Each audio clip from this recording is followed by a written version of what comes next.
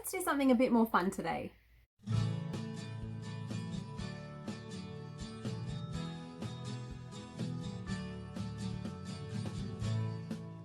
Hi everybody, welcome back to Talk and Chalk. I'm Beck. This is my channel where I share tips, resources, bits of advice, or anything that will be helpful for teachers all around the world. Thank you for joining me. If you're new to the channel, subscription button and everything is in the links down below. If you want to follow me on social media, I'm on Facebook, Twitter, Pinterest, Instagram. Those are the places where I share these videos. So if you don't want to miss out on any of those things, head over and follow along. I am happy to take suggestions and I love engaging with you guys in the comments as well. So feel free to share on this topic so that I can benefit and other followers and watchers and viewers and everything can all benefit from this as well. Sharing is caring. So today I'm going to share with you some lesson breaks that I've always enjoyed doing with my classes over the years. This is my 18th year of teaching. I've always got to remind myself of what that number is. 18th year of teaching, and these things still win hands down with any class that I've ever had.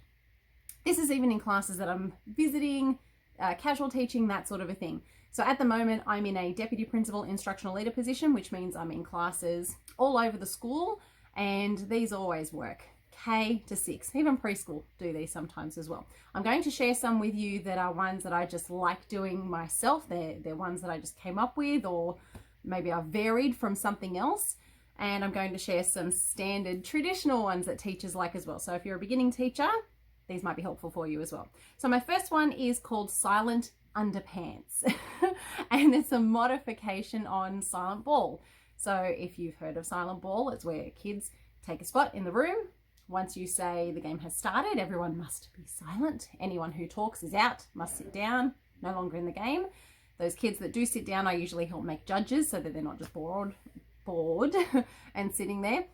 But I changed it because silent ball was becoming a bit boring. And this one year I ordered Captain Underpants, the novel, chapter book. Lots of different versions of it. If you haven't read it, you are missing out. Great sort of comic strip version of a book. I can't talk today. It's holiday mode for me. And I got a little plush Captain Underpants to go with it, which is so cute. He's got the little cape and he's in his undies. So instead of playing silent ball, I couldn't find a ball one day, so we played silent underpants. And we threw him instead of the ball, and the kids loved it. They were so engaged. So now I don't play silent ball. I play silent underpants if I use the Captain Underpants, but you can vary that to something else. So for example, if you had the pizza, play silent pizza and throw that around the room. And obviously the kids, if they drop it, they're out. If they miss it, they're out. If they do a silly throw, then that person's out.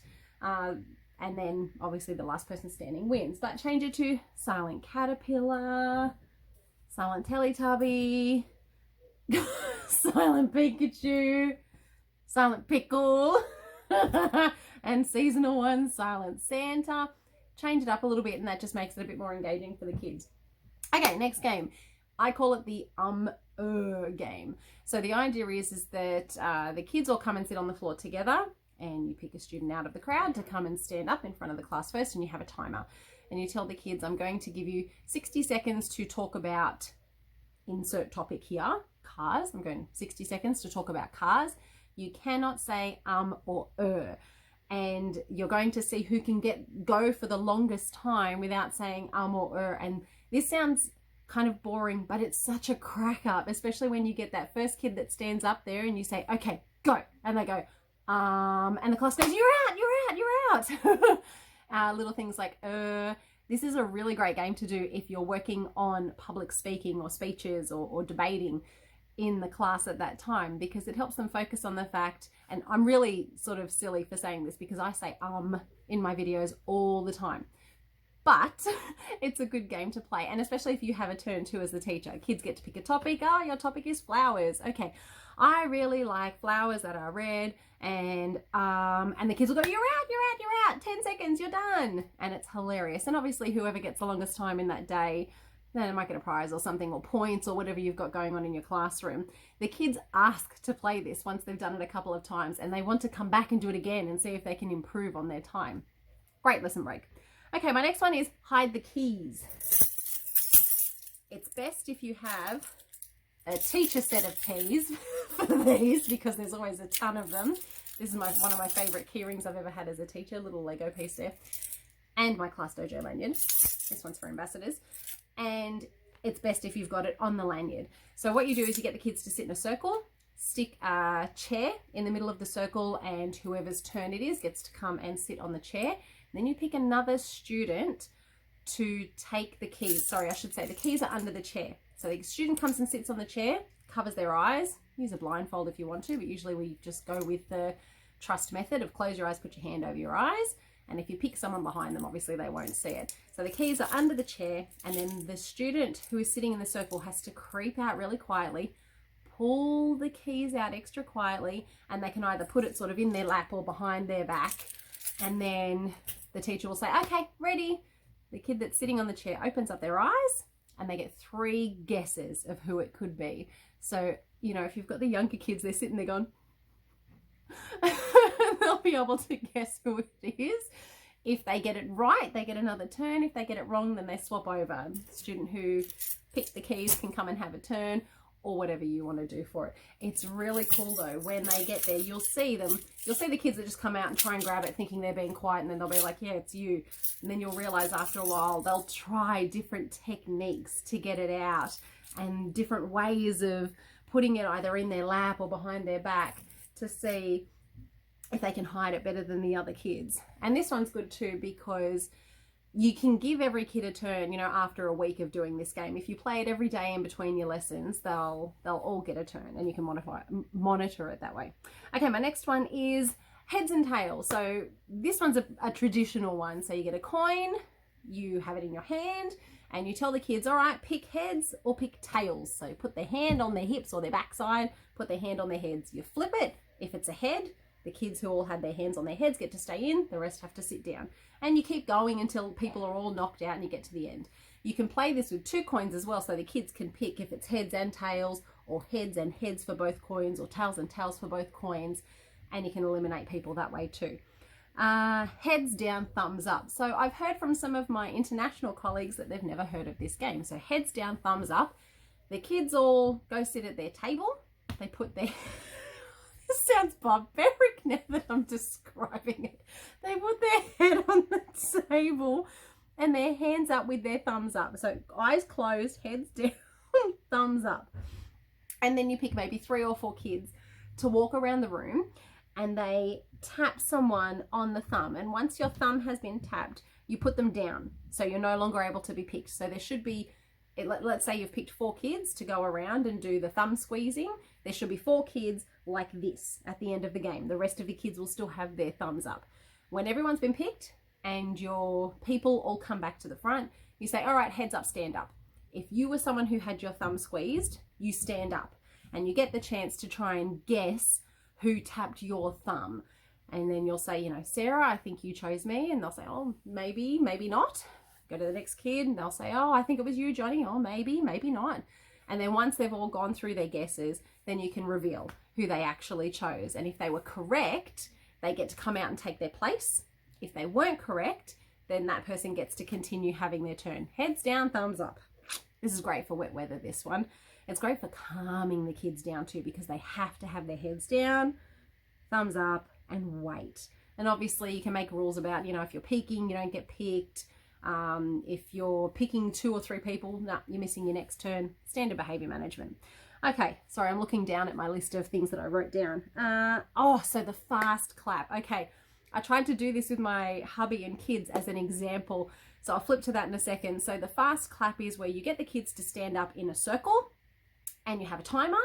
You pick the person who's going first, and then the idea is they're meant to take turns clapping and going in the circle. So you should hear clap, clap, clap, clap, clap, clap, clap, clap, clap, clap, round of the circle, time, and then time how fast they went. So the first go round might take about 60 seconds or something. Right, you clap, you clap, you clap, you clap, you clap, you clap, you clap. 60 seconds. All right, let's do it faster now. And they'll go, okay. And they'll be watching the person next to them. They'll go, clap, clap, clap, clap, clap, clap, clap, clap. Oh, 55 seconds. Let's see if we can do it faster.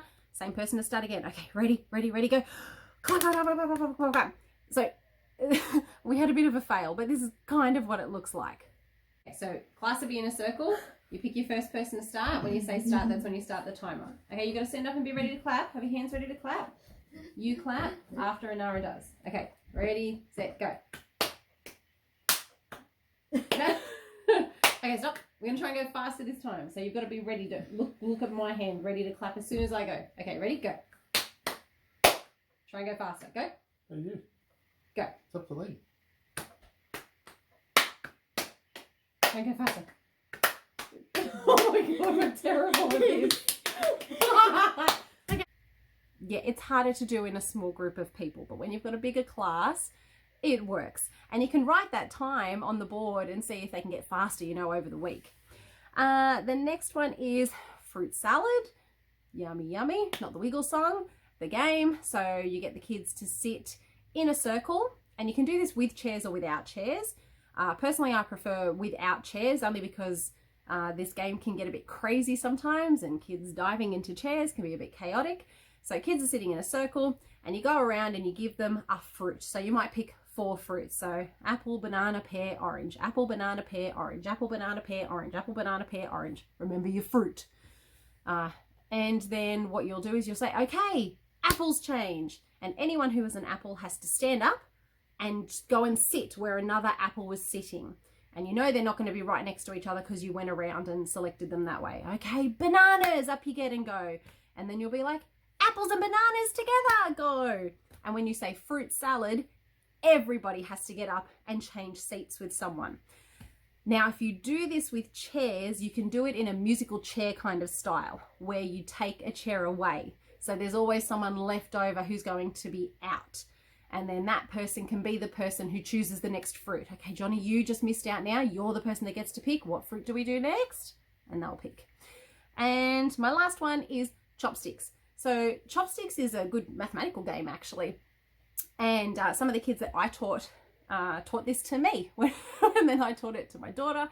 And she had to remind me of how I played this so that we could do this in a video. But the idea is that you're using your fingers to add onto each other's fingers. So you start off with 1 each. That's your chopsticks. You have it down, and then you tap the other person's hand. And whatever you're tapping with is how much they have to add. So if someone taps my finger with their 1 finger, that's 1 plus 1. So I have to plus 1 to my fingers.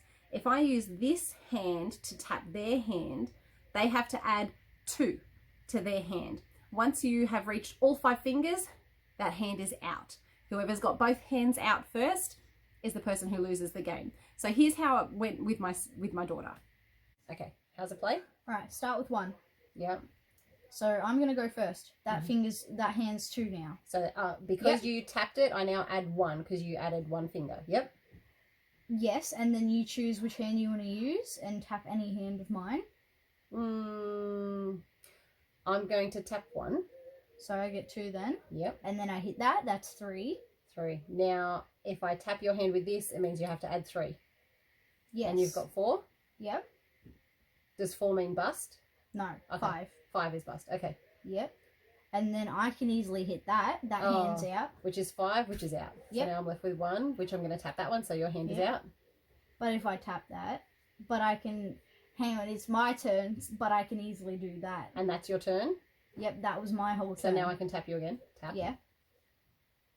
Yep, so now it's your turn. Then I can do that. You can get 2. Now I want to bring my other hand back, so I'm going to split those and make it, so I had 3 altogether. So by bumping my hands together, I can change it and split it. So I've got 2 and 1. Right, then I'll hit that. So that was 2 you added. I've got to go to 4. Can I bump again now? No. Oh, okay. You'll go. That one. Alright. I'm easily going to hit that. That's out. That makes me out. That one. No! That's out. That's out. You win. So it's a pretty good game, and this is a good activity if you need a lesson break where you need to set up and do something else. So you can say, okay guys, you've all got 5 minutes to play Chopsticks. However many rounds you get, let's see who wins. Kids can all sit down, play a game of Chopsticks while you go and set up the next activity.